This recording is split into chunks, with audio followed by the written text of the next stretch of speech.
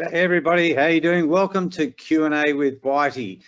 Thanks very much for joining us today. Surrounds are a little bit different. I'm here in Perth at the moment, here for the Better Business Summit and the Professional Development Day that we did yesterday. So I believe we're live streaming into Better Business Summit. So all those downstairs here in Perth, g'day, welcome to Better Business and welcome also to Q&A with Whitey. Thanks so much for joining us everybody, and trust you got your coffee ready. I have this very special mug given to me by my stepson, Iron Man, for all of you Marvel fans. I've got the coffee ready to go, and given I'm here at the hotel, nice little pastry basket for morning tea. Not that I'm allowed to eat any of that, so don't tell my wife, she'll shoot me. It's off my diet list. Yep, is what it is. Yeah, thanks for joining us. Look, as we get going, and all right, hopefully your slides are moving okay. Things are a little bit different for Q&A today because I'm obviously not my normal setting, so apologise for a bit of that.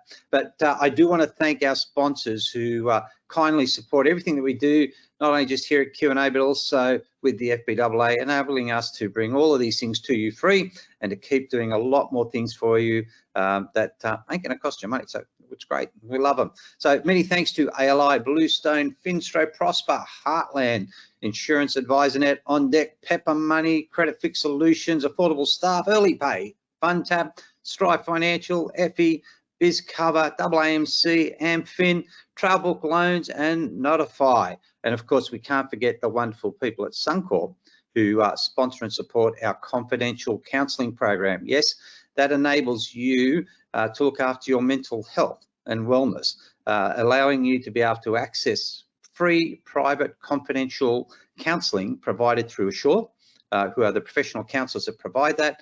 And the lovely, lovely people at Suncorp are the one that pick up the tab for us. Nobody gets any data except Suncorp, which gets a little tally, says you owe us this amount of money, because we all know in this industry, nothing's free. So it's free to you. Suncorp picks up the bill, and we love them for that. So use it. It's looking after people, and yeah, we get members and who reach out to us and say they've used the program and it's made a huge difference in their life and saved them and their businesses. It's really some touching stories. So it's a great thing. It's free for you as FBAA members, your staff and your family. All right, so just keep that in mind. That number there, 1-800-808-374 is the one to ring. All righty, let's get into today's chat. And I'm excited to have this conversation. I think this is really cool tech that's coming to us. So I'd like to welcome Jeremy Goldschmidt, who's there from RentBetter. Jeremy, do you want to flick your camera on and your mic, and let's have a bit of chat. There he is. Hey, mate, how you going? Hey, Whitey, thanks so much for having me on. Absolute pleasure. Sorry, things are a little bit clunky at my end. I'm just a bit of a fish out of water, not being where I normally am doing this. So I got things sort of going everywhere, but that's all right. It all adds to the fun and the mystique. So, mate, I appreciate professional setup. You look great. I don't know about that, but anyhow, we'll take it and move on.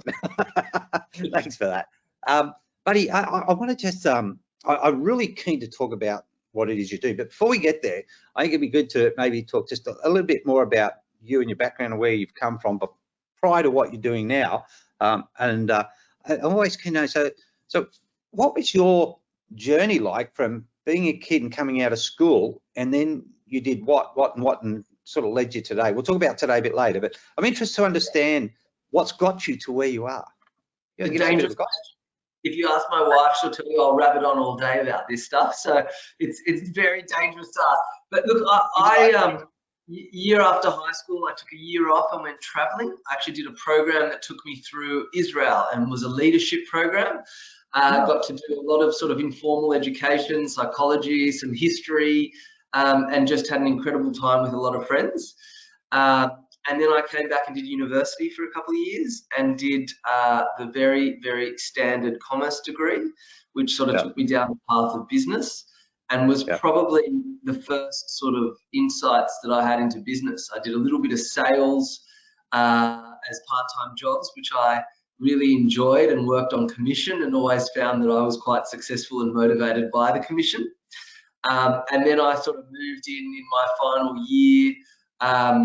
The brand's sort of a bit different these days, but there was Count which was at the time had just listed and was a growing business. And I sort of got in very early on the ground and learned all about the world of wealth management, which I, to this day, take many lessons from my time there. And that I found that particular role incredibly interesting, just to learn about, I guess, investments and how the world of wealth works.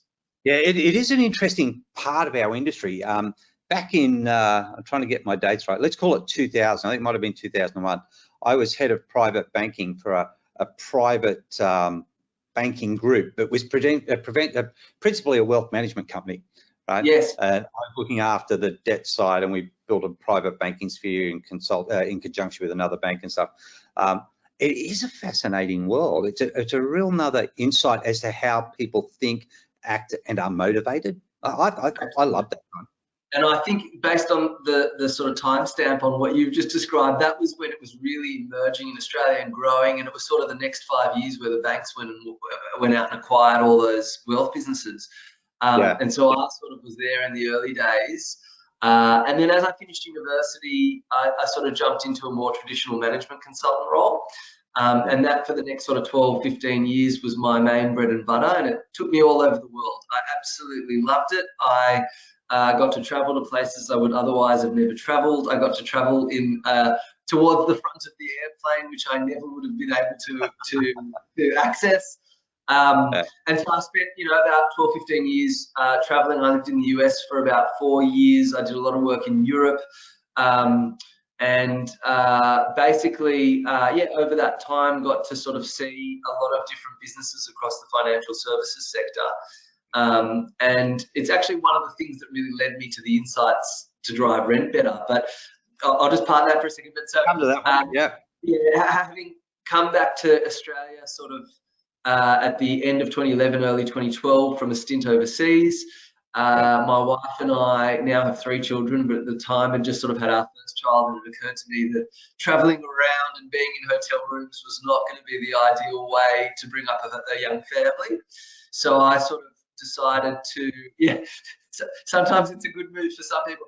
But no, look, I decided at that time it was time to sort of get a more, if you like, stable job. So I ended up going into wealth strategy at one of the banks. And I spent sort of the next 4 years in a role there running basically different elements of the strategy that sat across wealth management and insurance and financial advice. There was a trading desk. So it was all the things that relate back to Australian sort of wealth in its traditional sense. Which gave me really great insight into how those sorts of models work, which, there'd be great parallels to the mortgage broking world, to the property world. So it's, there's always a distribution arm, there's always a product, there's always a tech, there's always operations. There's some underlying foundations that almost never change. They stretch across. I think a lot of people don't understand that. The principle of is a foundation that many things are built on. It's just a matter of what you build. Absolutely. So I really learned a lot that I apply in our business today from that model. So, I'm really grateful for it, and I really enjoyed my time. But, then it came a time to go and do something different, which there were a couple of insights that led me there. Yeah, excellent. It's always fascinating to me to understand what came before, because, again, we talk about some things are principal foundations across everything, but this formulates the foundation as to why things are the way they are now in regards to what you're doing. Everything has led up to this. I always talk about I started when I was a kid flying planes before I could drive a car, and I was always going to be a commercial pilot. Public speaking was something that scared the shit out of me that I was never going to do, and I failed in maths and English. These days, all I do is write submissions, spreadsheets, and talk in front of people. You sort of go, but everything that came before actually built on the next level of journeys that results in where you are today. Absolutely.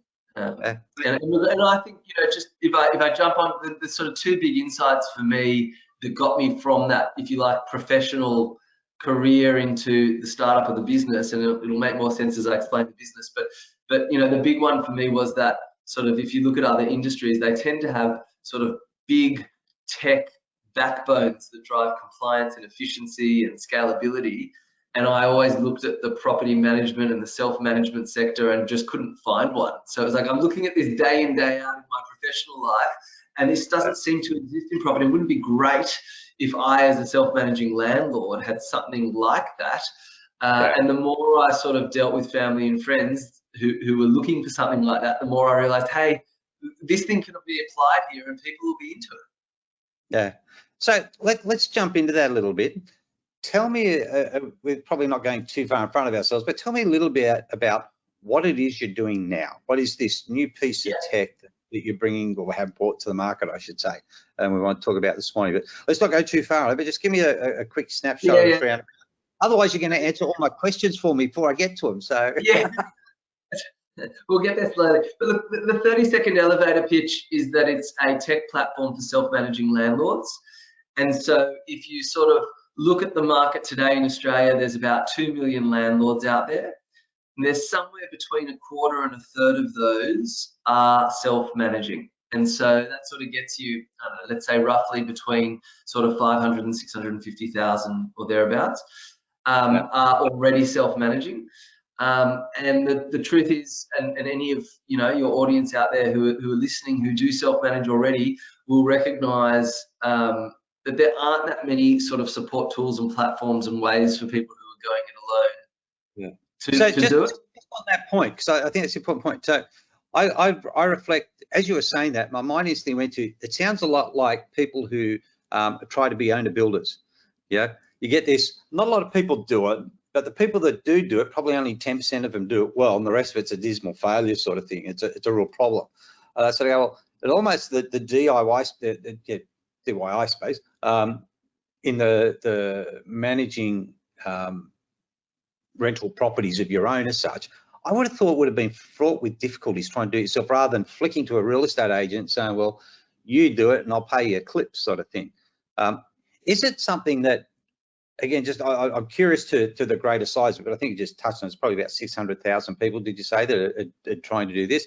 How successful are they doing it themselves? Because I would have thought it was probably not so good. Don't know. Well, that number's, that first thing is that number's growing. There's more and more people going that way. And if you look at other industries, we always use the travel agency example because Thomas Cook fell over not that long ago. And again, I don't know when the last time. Remember the old traveller's checks? Yes. Before cards. Sorry, folks. I remember this. I don't know the last time that you went to a travel agent, but my guess would be that of your last 10 trips, they were booked online, self-directed, and you just can have a good experience. It's taken about 15, 20 years for the industry to really get to 90% online. But in that time, it sort of wiped out an old traditional model because the experience and the capability of those platforms is there.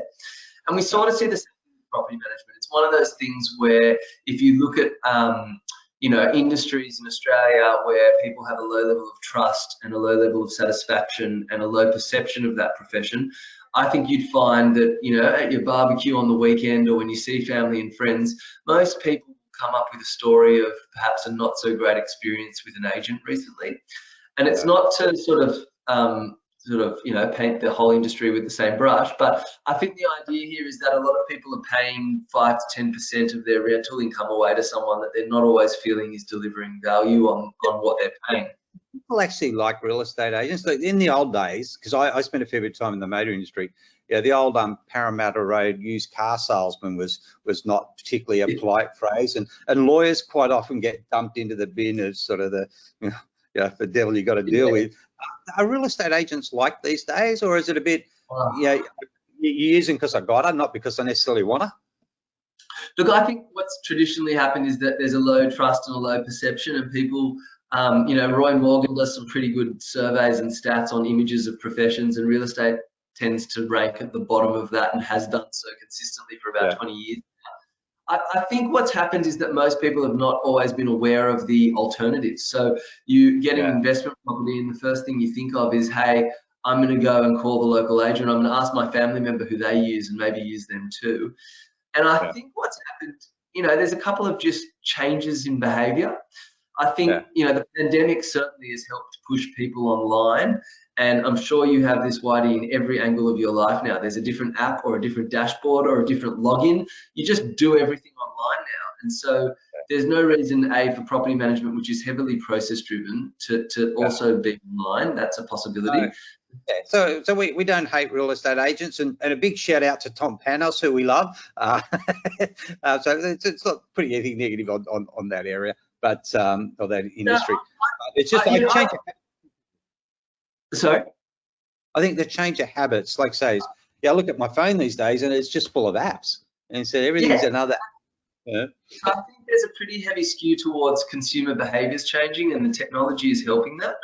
I think there's also in this moment in time, and again, I suspect that most people in this country who are exposed to the property market are thinking about interest rates rising and are thinking about their costs going up. As soon as you look at your investment property, there's somewhere between 15 and 20% of the expense base that's pretty controllable, particularly if you start managing. So when you look at agent fees, when you look at advertising costs, when you look at maintenance and repairs, a lot of these things can actually be managed down. And what we've always said, and again, I suspect it's the same thing in the mortgage broking industry, is as soon as you start to look at someone who's an investor in a property, they're quite entrepreneurial. They'll look at it like their own business. And anyone I've ever spoken to who runs a business, me included, looks at their cost line and says, what can I manage down so that I can get a better return? And basically our goal is to produce a platform that is so beneficial and the experience is so positive that people seem reckless not using it because the price is so low that you'd be silly not to. And that's kind of the response that we've had from a lot of our customers too. We actually get a lot of people who say it's too cheap. You should actually look at raising your prices. It's sort of less than too cheap. It's all right. It's less than $1 a day to manage your investment property, which most people would say, hey, that's a big deal. Yeah. That's true. Yeah. So it's interesting. So it's really a behavioural shift, I guess, which is a sign of the times with everything that's going on at the moment. Everything's tech driven. I know. The folk downstairs here at the Better Business Summit here in Perth, which is what I'm over here for at the moment, are watching in on this. And they've embraced a new technology themselves as to how they run these summits with basically silent speakers. So everybody gets a headset. If you don't have the headset, you can't hear the speaker, and it's noise cancelling. So there could be people talking around you at exhibition booths and sponsorships and all that sort of stuff. It's a very cool setup. Never been done before in our industry, and kudos to the folk at the advisor who run that. But it just shows you how technology is moving, and it's just not in isolation. You quite often say, oh, is it just an industry that's spurring off this way or that way? And it's not. Everything is moving that. So whether we talk about NFTs, whether we talk about cryptocurrency, maybe we shouldn't talk about crypto. It's just taking a bath. But hey, but things are changing. My greatest concern with the world, I guess, but more so our industry, is that people don't travel the journey, and when the journey or the path of that journey changes a bit, they get so stuck in the old way, they wind up with this mindset that actually disadvantages them. And when you said, was it roughly $1 a day to self-manage your own investment property, compared to I thought the norm was about 10% to have somebody to manage it, but whether it's 5 to 10%, whatever it is serious coin. As you say, interest rates are going up, so your costs are going up. We're not Moses. We can't stop the waters from coming in on us. The waves coming at us, right? We just got to have to live with the fact that interest rates are going to sit somewhere between 4.5% to 6%. That's just going to be life, but that's an increase in your expenses in managing or running or having your property. So if there are a whole lot of things out there that are smarter that can save you money, you sort of go, you've got to get in on this. I would thought. That's why we're here to talk about, because I think it's brilliant. That's my message, and you've delivered it better than I could. Yeah. Well, it wasn't planned. You and I both know this is not scripted, so this is just me talking enough as to how I genuinely feel about something. So I just think it's really smart. Well, what we see is when people have, let's say, your average property ends up saving about $2,000 a year using the platform. And if you look at that over the lifetime of that property, it's pretty meaningful, and you can start to save for your next deposit much faster. But more so, if you sort of take your average 500K, balance or principal on a mortgage, and you start to look at, what's 2K on that a year, you sort of start to say, well, maybe there's a 50 basis point savings in this, and it's just from a little bit of elbow grease. So, basis points, isn't it? To me, is better than that. Oh, I reckon that's a great thing, isn't it? Most people, when they sort of think about it that way, are like, oh, actually, I'll give it a go. Yeah. So tell me, without giving away any trade secrets, of course. So if I step out of line, just tell me to shut up and move on. We'll be all good with that. It's okay. I'm curious, do you have many people using the platform at the moment? Yeah, absolutely. I mean, we've been around for almost 6 years now. The sort of first chunk of time, I'll be honest, I still sort of wore a suit and tie and worked in the corporate world and was sort of moonlighting at night and on the sides. But really the last sort of 3 and a bit years, we've been in it full time with investment going and growing. So we've got, you know, there's a few different ways of looking at it. We've sort of had about 7,500 unique customers over the time. We've got a couple of thousand properties and landlords that use and tenants that are using the platform on a subscription basis. When we look at the market, and it's an interesting one, I sort of mentioned before, there's about 2 million landlords in this country, and as I'm sure you know, Australians are obsessed with property, right? There's just a huge number of people in this country. 10 million landlords? No, 2 million. Oh, okay. I was going to say, wow. It's a lot. Yeah, it's a big. So, I mean, basically, you know, again, I'm sure you and your audience know this better than I'll ever know it, but, you know, this country has a really wide access and participation in property, right? It's everyone's mum and dad, it's the plumbers and the nurses and the teachers. It's not just the sort of property mogul or slumlord with billions of dollars in assets who own property. Yeah. You find that everybody has access to this market in Australia. And so what we've traditionally seen is that it's for the people who have 1 and 2 properties to sort of maximise their return. It's really important part of what we do. Sure, but tell me a bit more about the app though. So we've got a few throwaway lines that helps to manage your property, but what does the app actually do? So, because managing a property to me has a lot of moving parts to it, not necessarily what people obviously think. So, you know, things get broken. You've still got to, you know, you got to deal with your electricity and rent. What happens if somebody doesn't pay these electricity and water? Sorry, not rent. What happens if people don't pay these things? What about if things get damaged? And just collecting, you know, the $1 a day or whatever it is your rent and something. How does this work in the app? Yeah, sure. Terms. And look, I think that the important thing to know, and again, most people who own properties will recognise it's not rocket science. There's a lot of process-driven and heavily sort of process-oriented steps in this. So having the guidance and a centralised way to do it is actually really beneficial for everyone because it makes it more transparent and clear what's going to happen. As a platform, we offer 2 sort of core services. That's, if you like, what RentBetter provides. The first is to help people find a tenant for their property.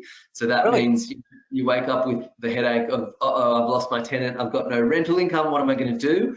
You can come through the platform, you set up your property in your ad, and the ads will go onto the major portals. So your REAs, domains, rent.com. And you basically can handle all the inquiries. There's online applications, so you'll get the correct information from the prospective tenants.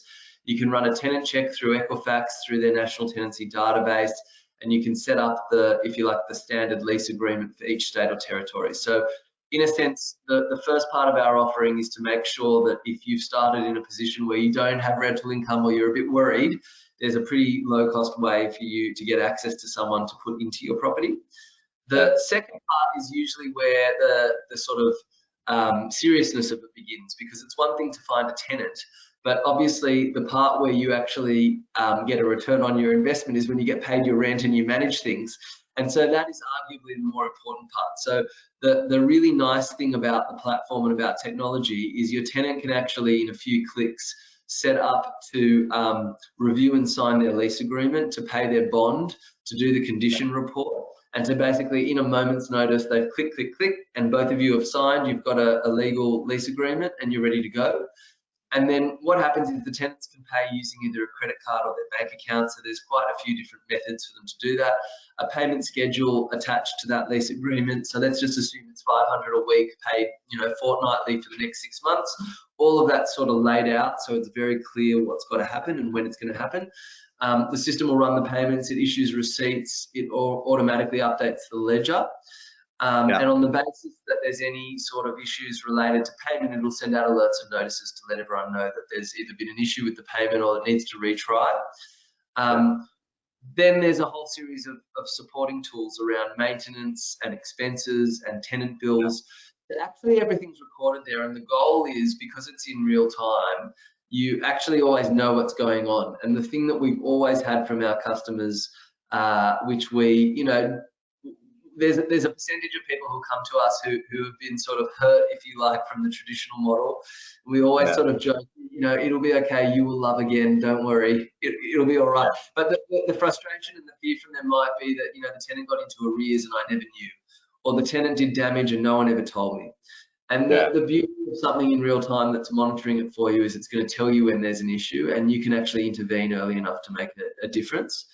So with, you know, your point before around, oh, how do you know things are happening? Well, if the tenant needs to raise a request, let's say for maintenance, or there's a repairs job, they'd actually have on their end of the portal the ability to go and take photos and describe the issue and load it in.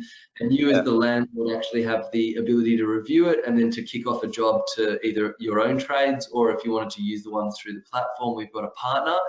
And it just means all of these things that, again, instead of having to rekey things and go around and check out and find and do, you've actually just got this point of connection where you can operate together. Yeah, and being process driven, there's a lot of parallels, I guess, between what we do and what you're doing in regards to being process driven. I'll come back to it. I've got a text from the folks downstairs that actually want proof that I'm still not in my pajamas. So you ready for the proof? All right. Yep. Not dressed. Track pants, no shoes. There you go. Real life. So the folk downstairs can now have a laugh about that. Yes, no, I'm not dressed yet. It's all about from here up. I'm glad we could catch you out on that one. Yeah, and look, proof of putting in a hotel, I do my own ironing. There you go. There's the ironing board, all there. Dear, life on the road. So process driven. Yeah, a lot of people have spoken to me over the years and says, well, Whitey, you know, is technology going to take my job away? You know, a broker's dead in the future because, you know, it's all going to be driven by computers or AI and robots. Who knows in the future? You know, here comes a Terminator. But, you know, what's happening? So, you know, in the foreseeable future, you know, what happens in the, you know, 500 years time when we're all long dead and buried, who knows? But, you know, that technology to me drives process, doesn't drive the physical interface. I still want to talk to a person, whether it's through a screen as we go forward, or still today heavily in a in-person environment, face-to-face. I still want that personal connection, because what I'm doing is so important to me, whether it's getting a mortgage or whether it's managing my properties. It's very, very important. You know, these things are critical. So I still need physical interaction. But me as the broker or as the landlord as such, what I don't want is the hassle of everything that goes around the back end of this. That's just what I call grunt work, the process, the paperwork. How can that make my life easier and reduce my expenses, which is what we're talking about. It's the same in the mortgage world, and I think has the same parallel in that none of us want to do the grunt work, the paperwork. Make that life easy for me and I'm there, because we're still not going to take away this little piece. And it's similar to what you're doing, I guess, in as far as yeah, it's so heavily process driven. Everything that you're doing, process, and what you've done is systemized it into a piece of tech to save money and to make the life so much easier for everyone. Look, I totally agree, and I think one of the mindset shifts that we see from our customers, or at least they'll feed back to us all the time, is this idea that sometimes in a relationship with their tenant, having an intermediary makes it feel quite transactional.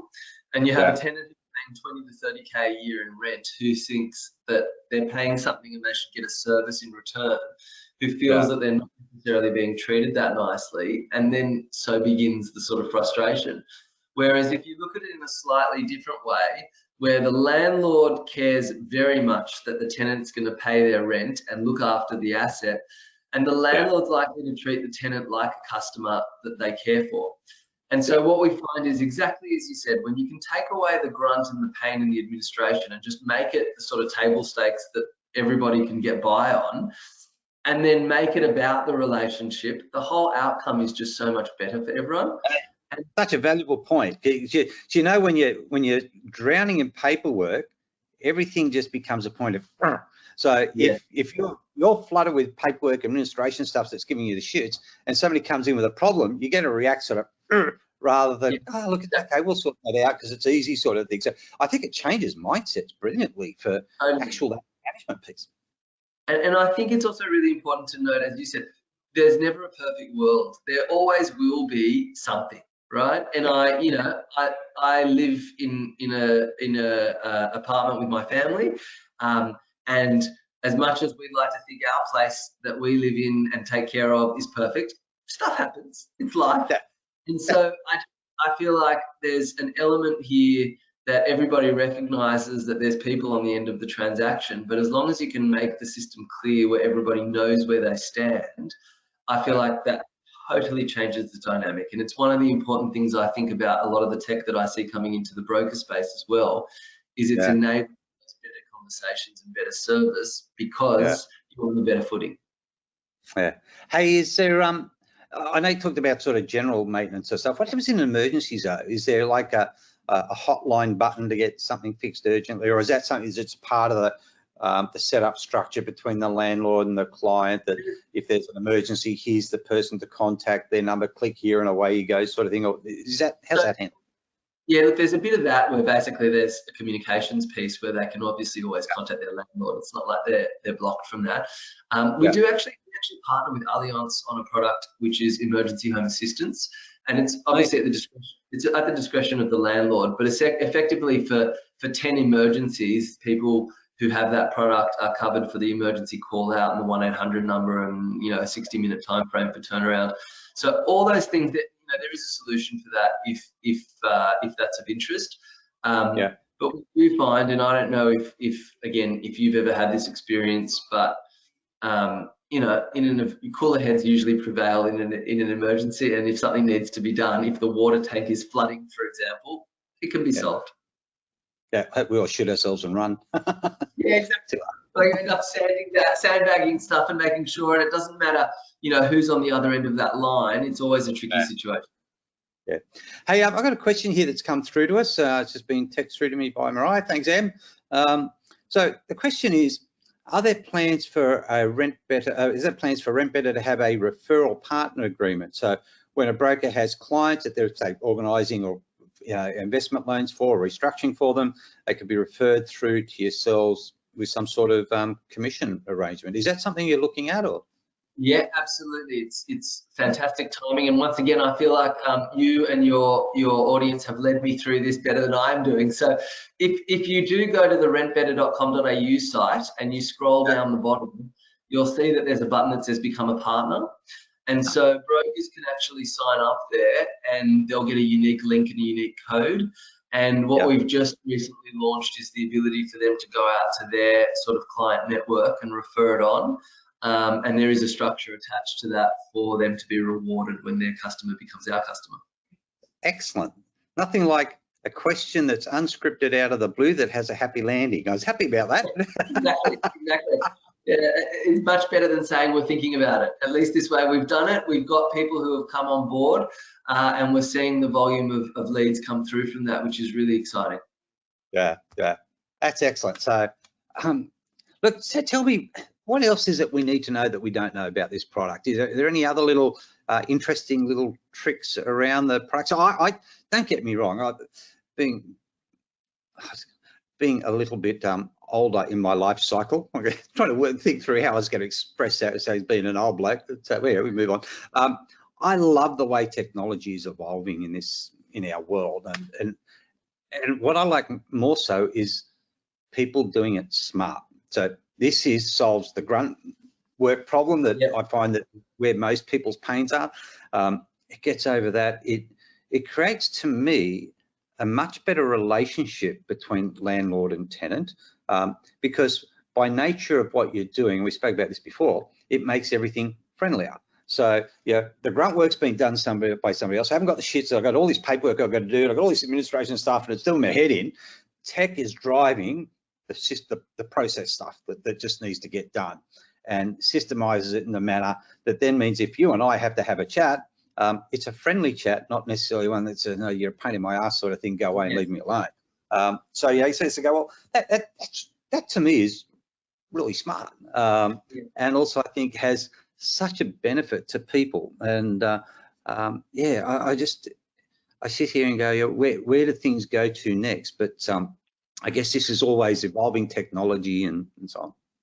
Look, I think so. I mean, the thing that we've definitely heard in conversations with brokers and other professionals is that the big driver for them is sort of helping their clients to get a better outcome, and that's obviously serves the purpose of a broker in dealing with the relationship of getting a mortgage and securing a property. But I think it also involves, you know, their investments and their ability to obviously get another investment, and their wealth and their ability to create wealth over time.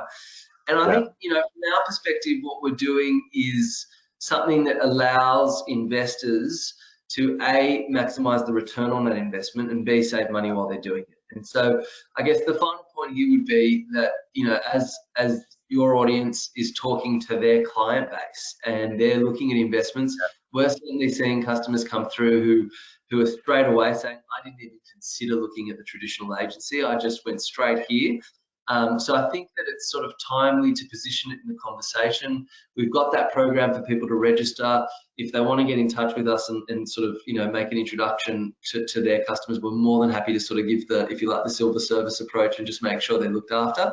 But I do think there's a wave of change coming, as you've mentioned, in the tech. And, you know, we'd love, A, the support, and B, to support those out there who want to help their clients. Yeah, mate, that's excellent. I got to jump to a question I've got here. It's a little bit off subject, but it's always important in Q&A. It was premised on the basis we'll answer any question for people. Yes. If they like the answer or not, then we'll come back to more things with yourself on RentBetter. So I've got a question here that's coming in. Is it possible to legislate that banks or lenders must process discharge authorities within a maximum of 7 days? And just to talk back to that basically the answer is no. There are commercial frameworks around this, and also business capabilities that sort of says that you may physically not be able to do it in 7 days. Now, I go back to my early banking days, and I am going back a long way, and everything was manual, because I can remember, and it'd be fun. I remember when Commonwealth Bank first put in their first Olivetti printing machines, their digital machines. So I was a teller in those days back in the 70s. So my knowledge does go back. And my early days of being a loans officer, we used to manually do the discharge authority. So yeah, it's only a matter of how long it took to get through the pile. I know the piles these days are a lot bigger, but it just shouldn't take, in my mind, even 7 days. Government's never going to legislate it.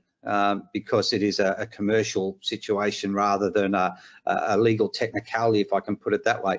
But there are things that we can do outside of that in regards to that time drag as such, and part of it's commercial pressure, it's awareness, it's media conversations, it's conversations with the banks themselves.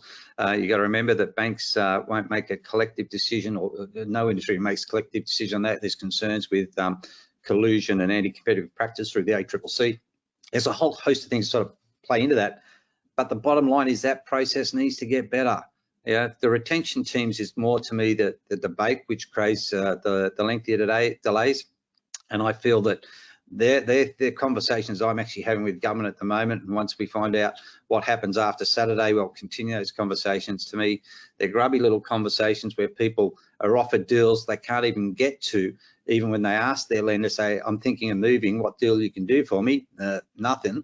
And then when the discharge, or when the settlement's about to happen and discharge is about to take place, they offer this deal that's just commercially unreasonable. And so say, well, you probably should supply that to everybody if you can do it, but then they won't be making the billions of dollars of profit for their shareholders. So we will keep the pressure on that conversation, let me assure you. But can we get it legislated? Highly unlikely, but we'll do other things to make it happen. Okay. Let's get back to RentBetter. So, mate,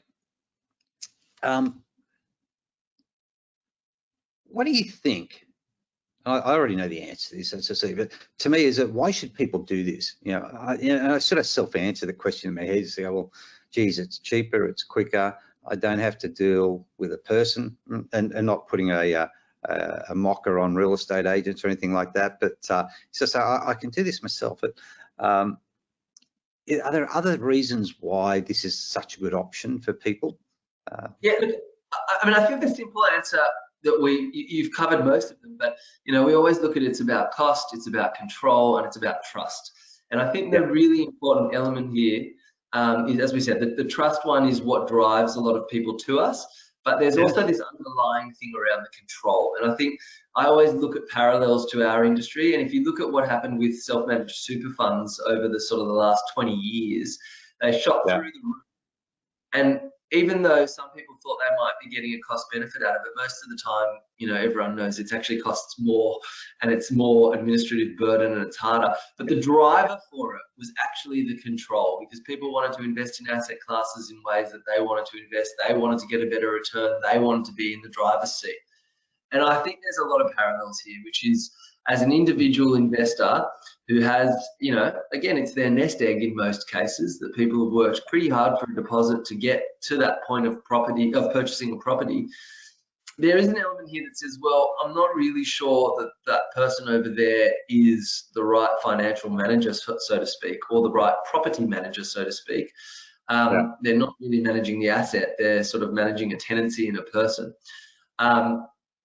I guess too, you just touched on something that actually I hadn't thought about before. It also, you're taking out of the loop a personality that you don't have control over. So if the real estate agent landlord is having a bad day, that can really create a bad relationship between you and the tenant without you even knowing it.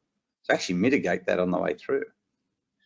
So I mean, there's still interaction, definitely, but yes, you've got the system that's sort of driving a lot of the activity. And I think the big thing here is that if you look at your investment and you say, I can cut out a substantial amount of cost, and I can do this in a way that I'm in control and it's easy enough, it's very hard to find people that argue with that. And don't get me wrong, there'll always be people who don't want to do it themselves. I acknowledge that. The tide is turning pretty quickly. Yeah, around 60% of people use a broker to get a home loan. Why it isn't 80 to 90%, I have no idea, and we'll work on the balance of that. But yeah, there's always people that are going to do it themselves. So roughly, what is the dollar savings between using your platform versus using an agent in dollar terms rather than percentages? Yeah, what do I say by doing it? We typically say it's about $2,000 a year.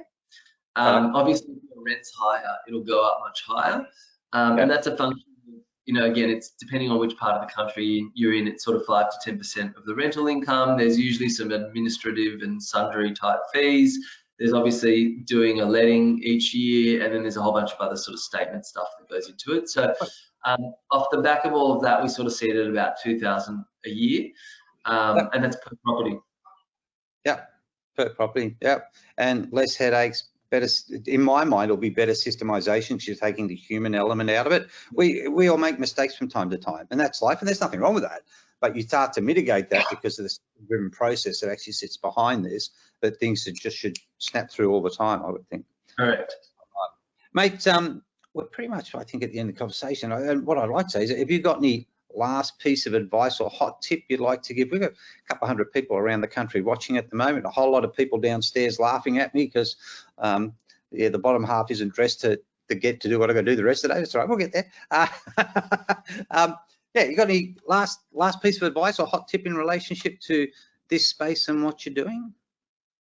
Yeah, look, I think the big thing is as costs go up, as interest rates rise, and you sort of touched on the 4.5% to 6.5% or somewhere in there, I think it's a really great time to evaluate what you're spending on in relation to your investment. And if there's a way to drive a higher return and something that can cut out sort of 15 to 20% of your expense base, you know, we'd love to help any of the listeners or viewers out there. Just head to rentbetter.com.au. More than happy to sort of help out and see what we can do for you. And there's a referral partnership program as well that's available to everyone. Jeremy, thank you for that. I was excited when we first started talking about this. I just thought it was so smart and so cool that I really was looking forward to having the opportunity to speak to you today in regards to this. So folks, RentBetter, Jeremy, thank you, folks. Get into it. Thanks, mate. Appreciate the conversation today. Take care. Speak to you soon. All righty, folks. What a great product. To me, I think that's sensational. And anything that can save us a bit of extra work, save us some money. We work hard to get it rather than just thrown away for nothing. So I think that's very cool. All right, well, thanks to Jeremy. Well, folks, that's basically brings us to the end of things today. We have a special Q&A episode that's happening on your screen. Where is it? 27th of May. With interest rates rising, we think it's important that we have conversations around what does that mean? How do brokers deal with it? Because you know what? There hasn't been an interest rate rise for around 11 years.